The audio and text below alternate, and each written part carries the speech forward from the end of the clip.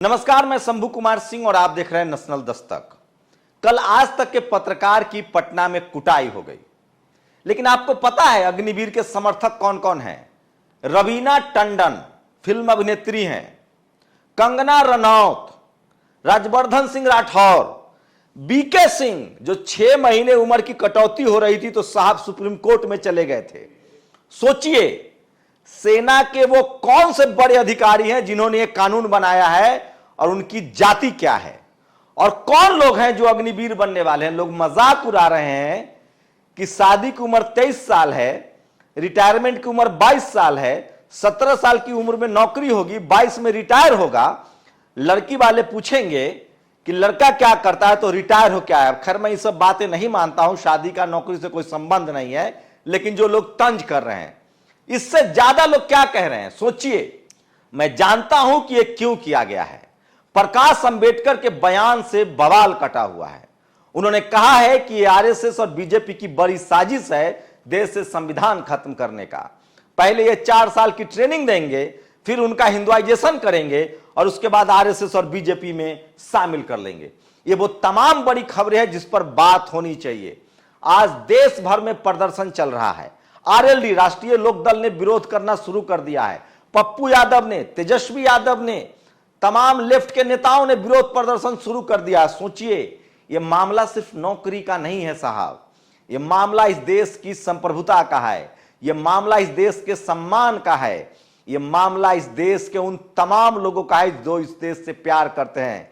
अब तो साफ होने लगा है कि क्या सचमुच इस देश में बंच ऑफ थॉट्स जो गोलवलकर की विचारधारा है कि अगर किसी देश पर कब्जा करना है तो उसकी इकोनॉमी पर कब्जा कर लो, वो इन्होंने कर लिया है।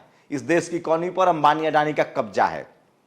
अगर किसी देश पर कब्जा करना है तो कम्युनिकेशन पर कब्जा कर लो, इन्होंने कर लिया है। टीवी अखबार इनका है, सोशल मीडिया रेगुलेट कर रहे हैं। इंटरनेट जब सबके पास था, अब सिर्फ अंबानी के पास है, तो इंटरनेट भी उसका, सारा मीडिया भी उसका। और तीसरी सबसे बड़ी बात है कि किसी देश पर कब्जा करना है तो उसकी सेना पर कब्जा कर लो, लेकिन यह नहीं होने वाला है। क्यों? क्योंकि इस देश में जो बहुसंख्यक आबादी है वो इस देश से प्यार करता है, किसी पार्टी या किसी धर्म से नहीं। सबसे पहले उसके लिए देश है। धर्म उसका निजी मामला है, पार्टी उसका निजी मामला है, भारत माता उसके लिए सबसे बड़ा मामला है। भारत सबसे पहले है। इस देश का एससी एसटी ओबीसी माइनॉरिटी जो जातिवाद, मनुवाद, ब्राह्मणवाद के खिलाफ है, वो इस देश से प्यार करता है और वो इस देश के लिए जान दे सकता है तो जान ले भी सकता है। इस देश की सीमा की सुरक्षा अगर कोई कर रहा है तो इस देश के किसान, जाट, गुर्जर, पटेल, मराठा, ओबीसी की जाति, आदिवासी, माइनॉरिटी, अल्पसंख्यक। मैंने कल बताया था सबसे ज्यादा यूपी, फिर बिहार, पंजाब, महाराष्ट्र, राजस्थान के लोग सेना में हैं। तो ये तमाम बड़ी खबरें हैं जो मैं आपको लेकर आया हूं, और तमाम बड़ी खबरों को लेकर जरूरी है कि देश में चल क्या रहा है वो मैं आपको बताऊं। तो सोचिए, डीडी न्यूज पर किस तरह से लोग तंज कर रहे हैं। सबसे पहली बात मीडिया की। मीडिया में वो कौन लोग हैं? अंजना ओम कश्यप, चित्रा त्रिपाठी, सुधीर चौधरी। सोचिए, अंबानी के चैनल, सारे चैनल अंबानी के हैं, 35 चैनल, अडानी के चैनल, उसके बाद सुभाष चंद्रा के चैनल। और इन चैनलों के न्यूज पर बहुजनों को भरोसा नहीं करना चाहिए। और किसानों ने जिस तरह से बॉयकॉट किया था, अब छात्र भी बॉयकॉट कर रहे हैं, कहीं कहीं हमला भी कर रहे हैं। हमला करना ठीक नहीं है, बेकार है। सोचिए, मनुवादियों का कब्जा है सरकारी चैनल डीडी पर, किस तरह की बेईमानी कर रहे हैं। जौनपुर और बाराबंकी में एक ही जगह पर जौनपुर लिखते हैं और एक ही जगह को बाराबंकी लिखते हैं। सोचिए, ऐसा हो सकता है कि सेम लोकेशन पर 2 आदमी की बाइट चली जाए और वो जौनपुर जिला और बाराबंकी। ये कितने बेईमान लोग हैं, इनको आप कुछ कह नहीं सकते हैं। मतलब बेईमानी भी ये करते हैं लेकिन इनको पकड़ा जाते हैं। सोचिए, अगर मोदी यहां तक कह दे कि एक को भी रोजगार नहीं दूंगा तो चुनाव में चले जाए, जीत जाएंगे। सोचिए, इस देश के आज एक मनीष ठाकुर है, फ्लाइट का पटना में टिकट की महंगा हो गया है। ये जातिवादी लिखता है कि जातिवाद की वजह से बिहार में प्रदर्शन हो रहा है। संजय पासवान ने बहुत अच्छा जवाब दिया है, जो बीजेपी के एमएलसी हैं।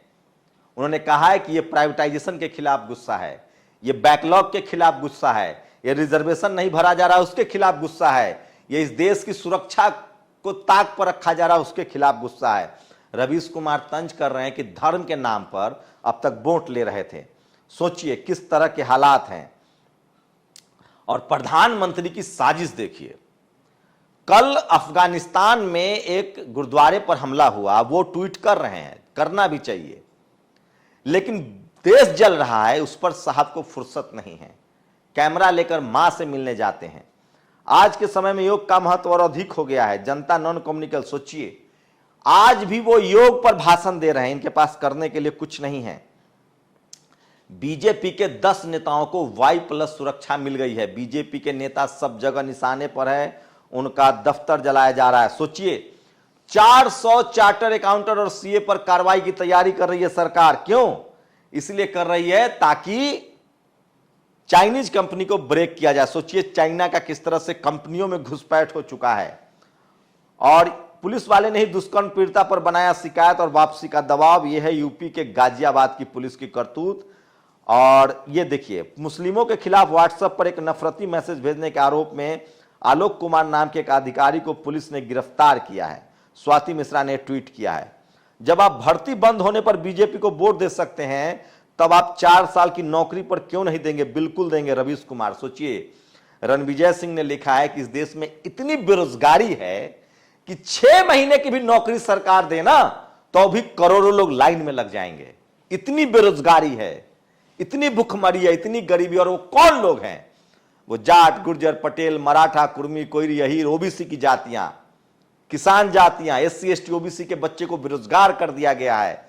उनको कॉलेज यूनिवर्सिटी नहीं भेजा जा रहा है, हायर एजुकेशन में नहीं है। ये सब जगह मनुवादियों का कब्जा है, जुडिशियरी पर, मीडिया पर, ब्यूरोक्रेसी पर, कॉलेज यूनिवर्सिटी पर, हायर एजुकेशन पर।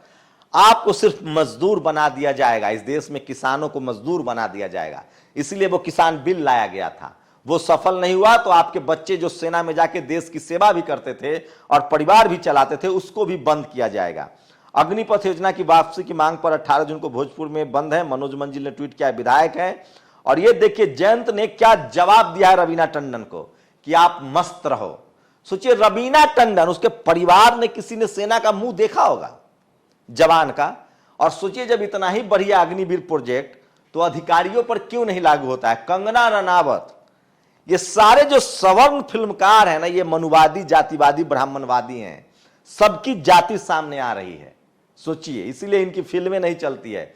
SC ST OBC माइनॉरिटी के तमाम, अजय देवगन, अमिताभ बच्चन, अक्षय कुमार, ये जो मनुवादी लोग हैं, इनको फिल्मों का बहिष्कार करना चाहिए। एक बड़ा ट्वीट है कि छात्र आंदोलन के पीछे कोचिंग सेंटर, किसान आंदोलन के पीछे पढ़ातीय, मुस्लिम आंदोलन के पीछे PFI, महंगाई आंदोलन में राजनीतिक दल, नीतियों के विरोध के पीछे अर्बन नक्सल। निखिल दुबे ने यह ट्वीट किया है कि यह सरकार कैसे। और सोचिए गुटखा खाना स्वास्थ्य के लिए हानिकारक है।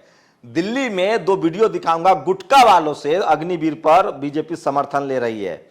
और भाजपा अमीरों की पार्टी है, उनके नेताओं को सोचिए RJD ने क्या कहा। ये राजेंद्र प्रसाद सिंह की लाइन है। भाजपा अमीरों की पार्टी है, उसके नेताओं, कार्यकर्ताओं, मीडिया कर्मियों, फंडदाताओं के बड़े बड़े बंगले, दुकान, super store, mall, cinema hall, petrol pump, अस्पताल, स्कूल, कॉलेज, गोदाम, फैक्ट्रियां हैं। उसके लिए सस्ते गार्डों की जरूरत पड़ती है। ऊपर से इनकी राजनीति भी ऐसी है कि अगर इन्हें, तो सोचिए क्या आपको देश को गार्ड में तब्दील कर दिया जाएगा। और सबसे मारक ट्वीट है, 8,000 करोड़ रुपए का हवाई जहाज, 50 लाख रुपए का सूट, 5 लाख करोड़ दोस्त, 5 लाख करोड़ के दोस्त अंबानी अडानी, 30,000 करोड़ का महल बनाने वाले साहब देश की सेना की बोली लगा रहे हैं। एक नौजवान की जिंदगी और पूरे जीवन की आजीविका की कीमत है 23 लाख रुपए। राजपथ पर चलने वालों नौजवानों को अग्निपथ पर मत धकेलो।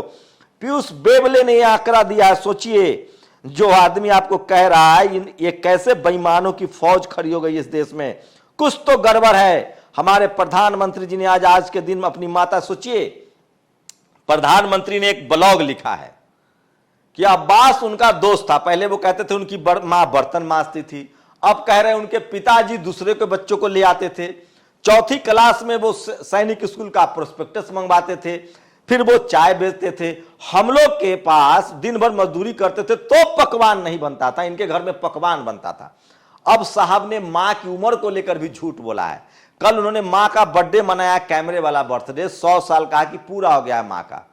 उन्होंने कहा है, खुद ब्लॉग में लिखा है कि उनकी नानी स्पेनिश फ्लू से मर गई थी। स्पेनिश फ्लू, सोचिए स्पेनिश फ्लू का ड्यूरेशन कितना है।